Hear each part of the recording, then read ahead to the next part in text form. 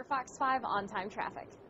Thanks, Julie. Well, the gaming world is all abuzz about this year's release of the Nintendo 3DS portable console. But Nintendo did post a warning on its Japanese website that 3D games can ruin children's eyes. The 3D experience can also add extra eye strain, which can lead to nausea in users of all ages. Sony warned of similar issues with its PlayStation 3 in July. So, do parents and players really need to worry about this? Joining us this morning, Dr. Thomas Yau, who is an ophthalmologist in Silver Spring. Dr. Yau, welcome to the show. Happy to see you. Thank you. And Happy New Year.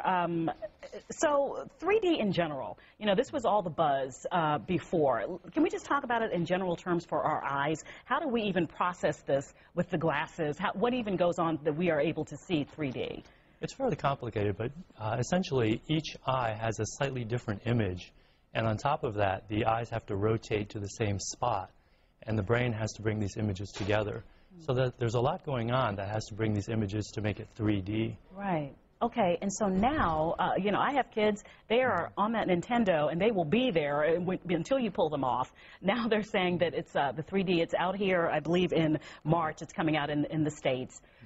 The warning that's on this says children under 6 should not use this. How seriously should we take this, and what are they saying when they say don't let your kids use it? Yeah. I think it's a great idea that they came out with this ahead of the launch, because a lot of people, a substantial part of the population, actually have troubles even at distance with a regular 3D. And if you have to think about a device where you look close up for quite a long period of time, then those troubles actually can multiply. What might the danger be for a child, and a young child, first off, under 6, if they do use it? The challenge under 6 is that these aren't the kids that actually will tell you when they're having troubles with their eyes. So if they're really having nausea, fatigue, double vision, troubles with their eyes, they're probably not going to tell you, especially on top of the fact that their parents probably will take away their toy. So that's the real problem. When it comes to vision, the vision, of course, is developing for quite a period of time. So how Nintendo came up with 6 is really a little bit of an unscientific number. A lot of us think maybe 9 or 10 is probably a better number, but I think the industry standard is about 6. Usually a company like Sony or others put in the terms of use that these are issues, but they usually put it in the back of the document.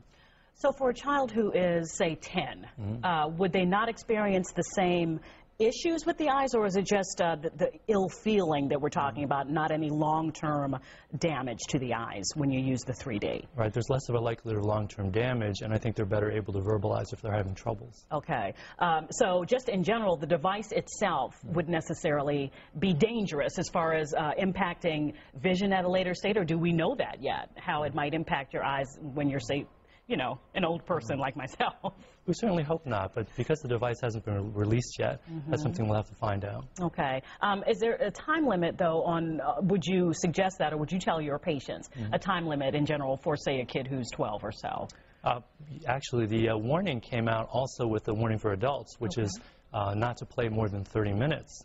So I would, of course, go with that. But certainly, it's a good idea to take breaks on a regular basis to change the focus of your eyes on a fairly regular basis. Also, one of the other things with this, and I guess the pain of the whole 3D whole phenomenon is those glasses that you have to wear. So Nintendo is coming out with this system that you won't need the glasses. Right. What is this doing? Because now our eyes are totally adjusting, I would imagine, to this technology. Is this more damaging or sort of the same? Or what's your take on that when you saw that? Well, you don't need the glasses. Yeah, I think this will be a huge advance when it comes to gaming, because a lot of the limitations with the technology has been to wear these expensive glasses. Right. So I think what they're saying is because this is going to probably be a hugely popular device, that just the number of kids who will be using this for hours on end is going to be quite large. Final word from your expertise on these games. Is it safe to buy it? Just limit the time? What would you think on that? Well, you have to limit the time if you can actually limit the time. A lot of parents I've seen and heard have a lot of difficulties keeping these kids away from the games. And you have to expect that the games will be much better and much more enticing. So I think that's something you have to decide before you buy. Right. Dr. Thomas Yau is an ophthalmologist with a practice in Silver Spring. Thanks for coming on the show today. My pleasure. All right. Steve, over to you. All right, Allison, thanks very much. 8:20 now. iPhone and Hotmail users had some technical difficulties over the weekend. We'll talk about that coming up next.